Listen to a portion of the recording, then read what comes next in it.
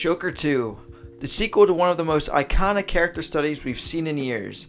But let's be honest, it didn't live up to the expectations.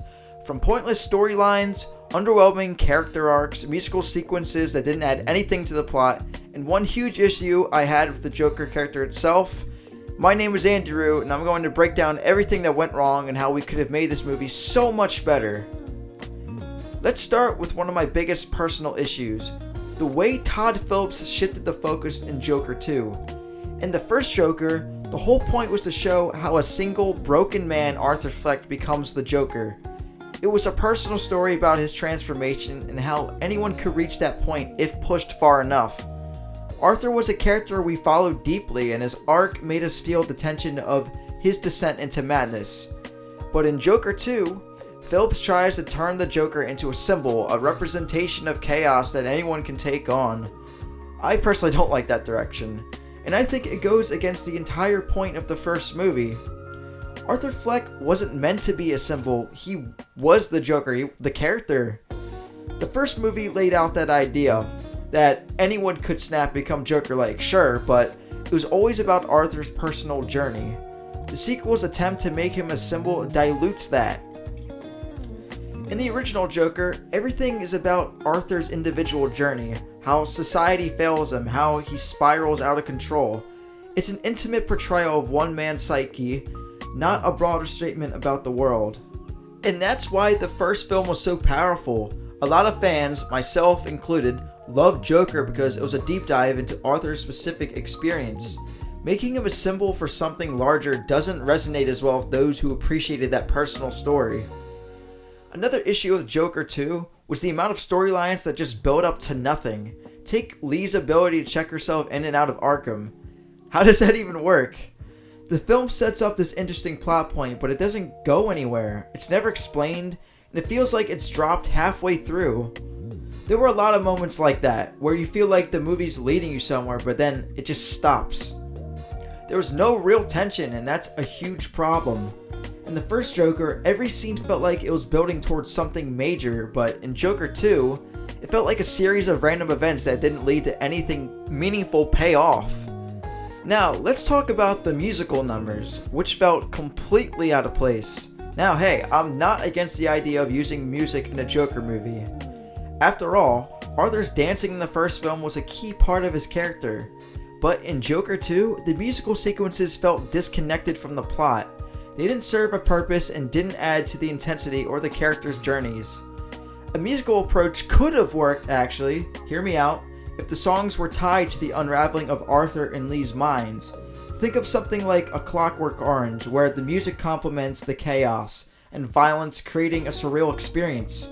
Joker 2 needed more of that darkness in its musical sequences, using the music to reflect their descent into madness, not just as random breaks in the story just to have Lady Gaga. Now that's another thing. Lee was a missed opportunity. One of the most underutilized characters in the movie was Lee, played by Lady Gaga, as you know. She had so much potential to be the puppet master behind Arthur's transformation, but the movie didn't explore her enough.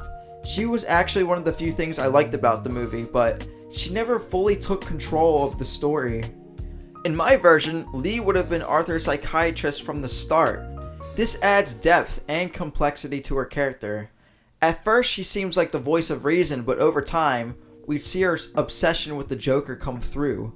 She's the one pulling the strings, manipulating Arthur back into his Joker persona, but we don't realize how deep her insanity runs until much later. The musical numbers could have been used to reveal Lee's manipulation, subtle at first, with her humming during their sessions, and then fully realized as she orchestrates Arthur's final descent into madness. This would have given Lee a much more prominent role, and her character would have felt like the real puppet master that she was meant to be. Now, let's talk about Arthur's transformation into the Joker. In the first movie, his journey was slow, intense, and we felt every step of his descent. But in Joker 2, Arthur doesn't fully embrace the Joker persona. There's a moment where he's humiliated, I think you know what I'm talking about, but instead of taking that and turning it into his Joker moment, he shrinks away. That felt like a massive missed opportunity. In my version, Arthur would have fully embraced the Joker in a big way during the courtroom scene. Imagine him starting off quiet, defeated, but then slowly building into a musical number where he completely lets go and becomes the Joker. The courtroom would turn into his stage, and we get to see him and Lee, now fully Harley Quinn, revel in the chaos they've created together. One of the best parts of the first Joker was how it blurred the line between reality and fantasy. You never quite knew what was real and what was in Arthur's head.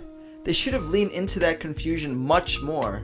There were moments that could have been set up as unrealistic, so the audience would constantly question whether what they were seeing was real or in Arthur's head. Think about it. Is Lee really influencing him, or is it just his perception? That ambiguity would have created more suspense and made the movie feel closer to the intensity of the first film. Now, let's talk about the ending, which was underwhelming and did not bring any real closure. There is a way to make it fit with the Joker's chaotic nature, though. A multiple choice ending makes perfect sense for a Joker film because it plays into the idea that Joker is an unreliable narrator and thrives on chaos, not just in Gotham, but in the minds of the audience. Just remember, the Joker himself said it. Multiple choice endings would reflect the unpredictable nature of the Joker and give the audience the power to decide what's real and what's not. It captures the essence of Joker's character.